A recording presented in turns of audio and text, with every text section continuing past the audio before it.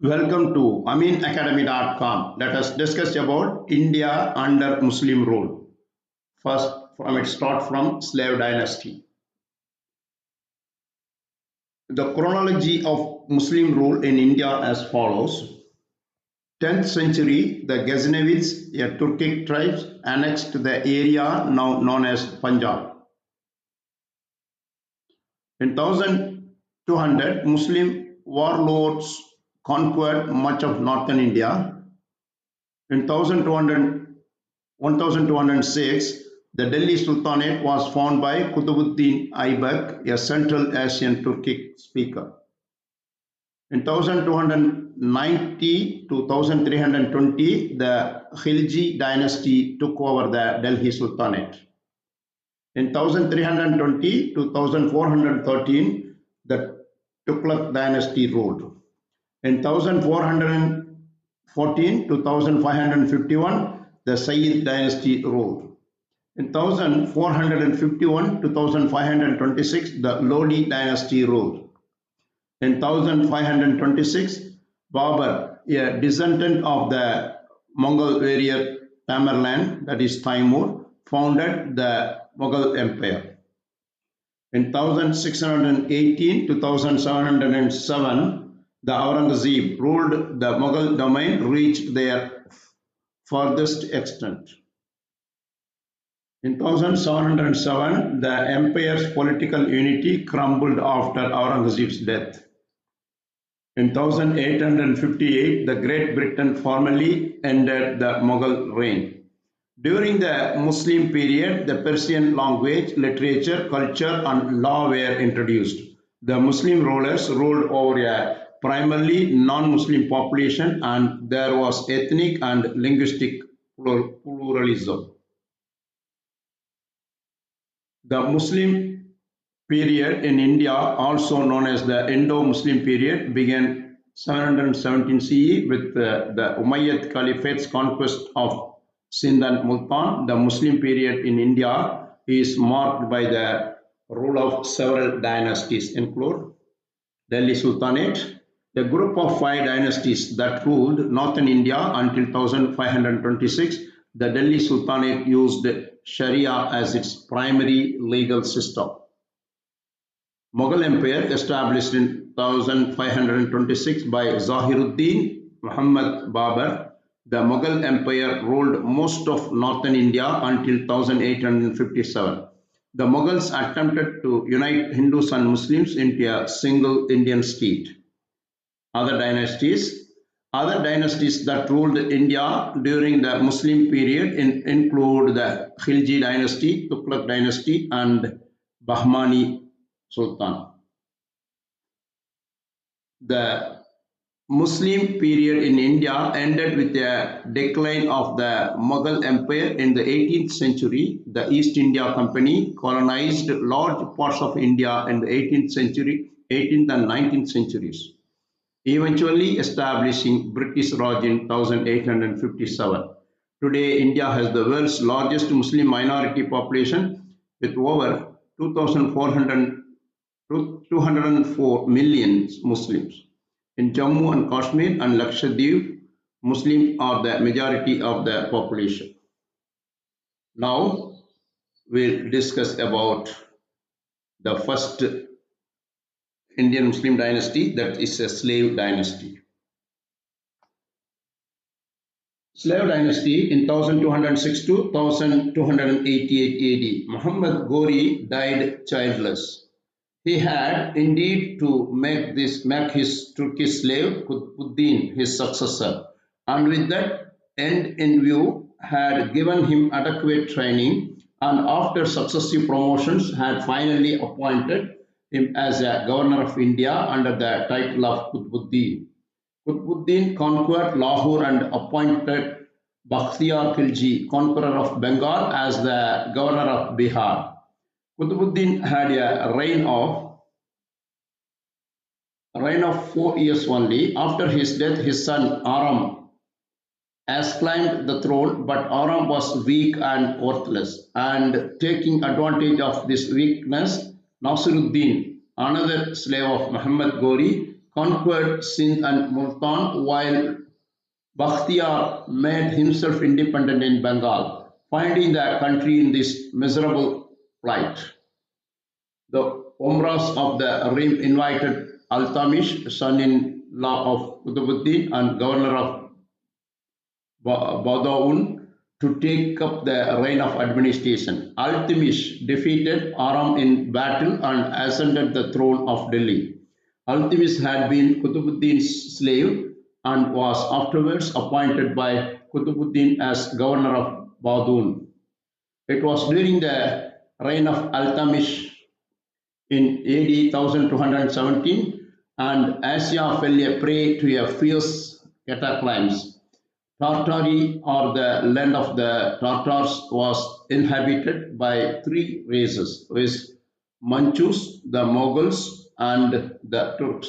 Among the other Mughals, one Genghis Khan now became predominant in power of the strength and brought half of the Asia under his subjection.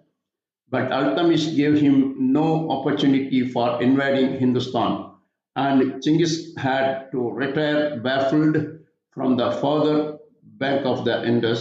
His successor made various attempts to invade India from the northwest, but had to retire equally baffled and disappointed. The Mughals, up till now, had not adopted Islam.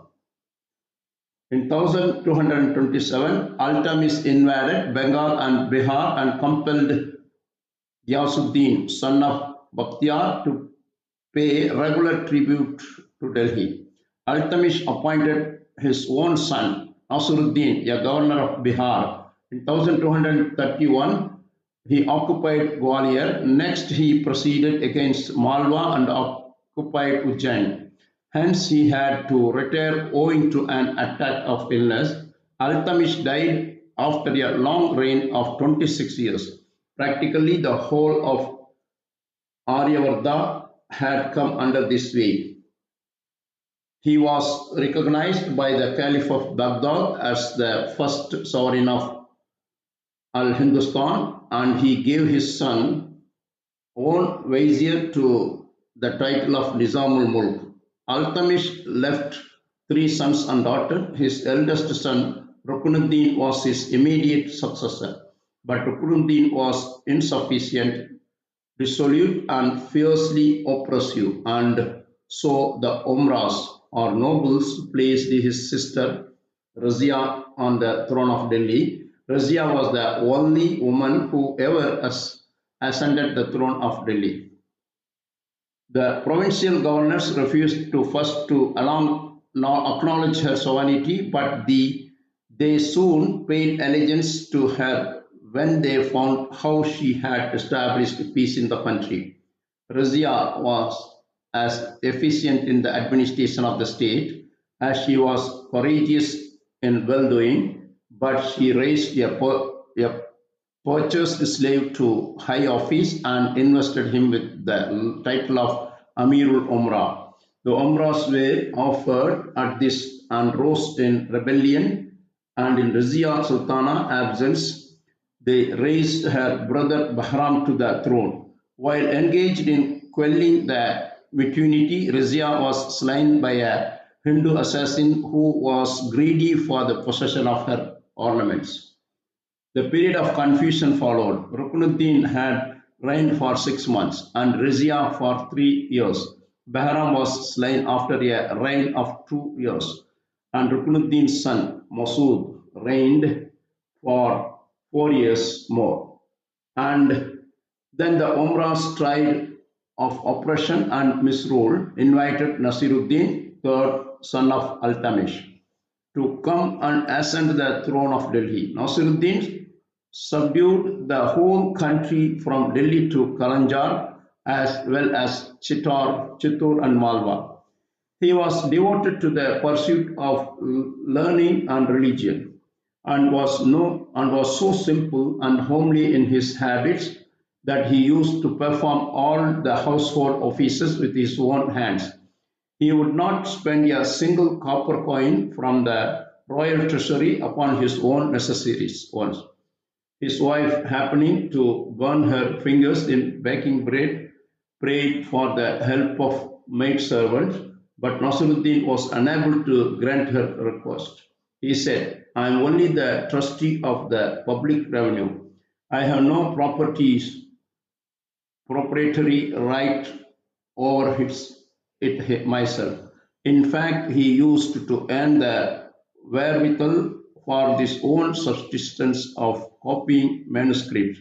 After the reign of 20 years, he died in 1266, and his minister, Balban, Ghiyasuddin Balban occupied the throne for a time. During Balban's reign, Tughril Khan rebelled in Bengal and proclaimed his independence but was soon defeated and slain by one Balban's generals. And then Balban appointed his son Bukhra Khan to act as governor of Bengal. Balban died in 1286 and was succeeded by his grandson Kaikobad. Kaikobad appointed a Samanid officer named Jalaluddin Khilji was his chief minister, but 3 years after, when Kaikobad fell ill, Jalaluddin slew his master and ascended the throne of Delhi. Thus perished the Slave Dynasty after having held sway from 1206 to 1288, and the Khiljis rose into power in their place. Now, further, so far we discussed about Muslim India under Muslim rule. In that, we'll discuss the first dynasty, Slave Dynasty or Mamluk. The Mamluk Dynasty was also known as the Slave Dynasty, was a period in Indian history that lasted from 1206 to 1290. Qutbuddin Aibak founded the dynasty after the death of Muhammad Ghori, a Turkic slave of Ghori.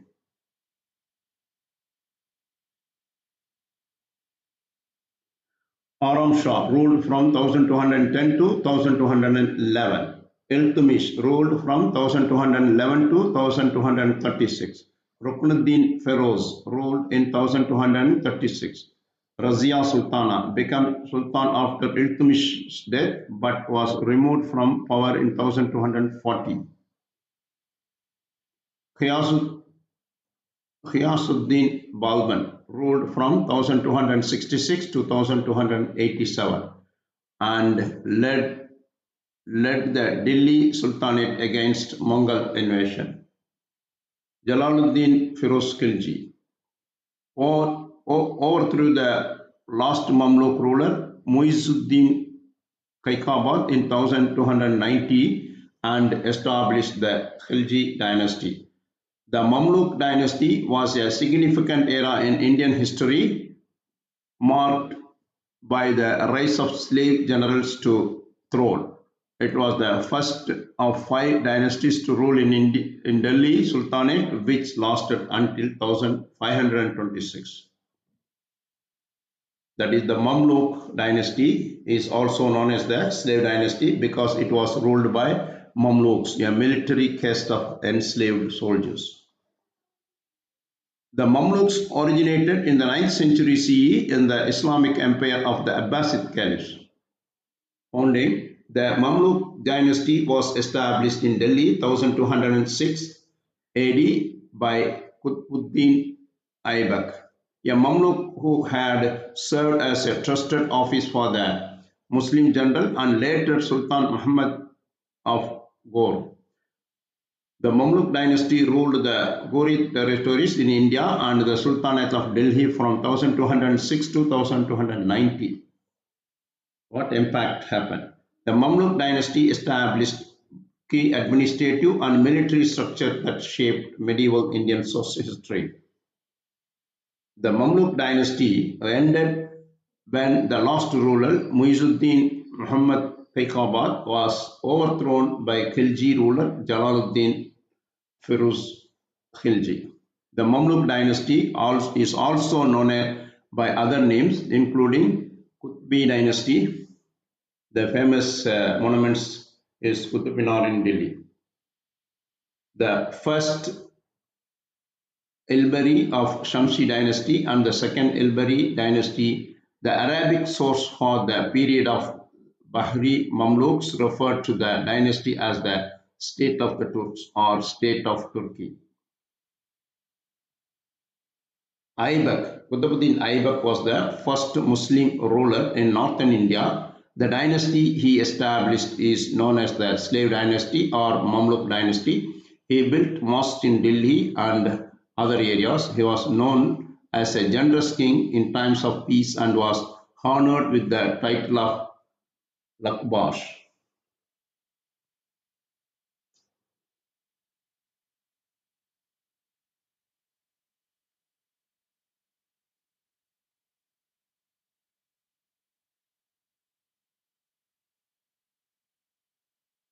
We have done. Please subscribe our YouTube channel.